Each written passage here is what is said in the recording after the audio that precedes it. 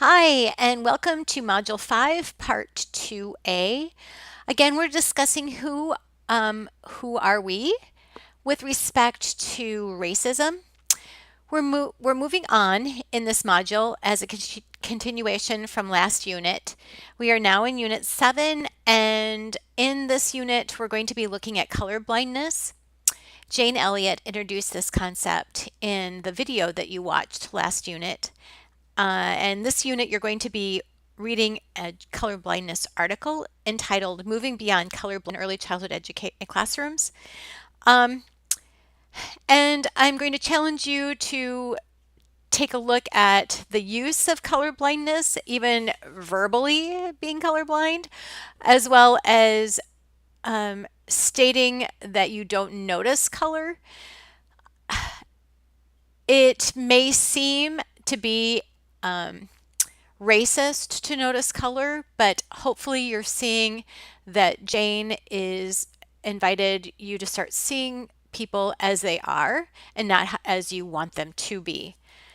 So in this module, we're looking at color blindness and looking at some of the problems of color blindness. For instance, if we don't admit that color blindness exists, or that if we don't admit that color exists, this can be problematic, and it can just add to racism. What do we do if we, with children who are told, or how is it that when children are told everyone's the same, when they can clearly see that they're not, there's going to be quite the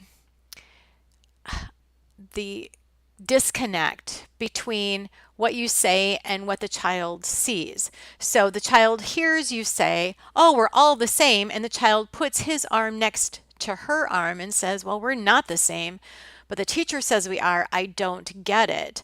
Then what's the message? Is a message then to hide it? There must be some reason that we're not supposed to notice this. So we can't equip children with strategies if we don't teach them how to recognize the color and not ever putting a value on it, taking that component out, stating it as it is.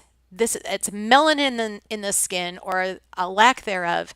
It's the way that the person has been created as to why the person looks this way, instead of putting a value on something being better than others. Silence on issues of racism prevents us from becoming a multicultural society.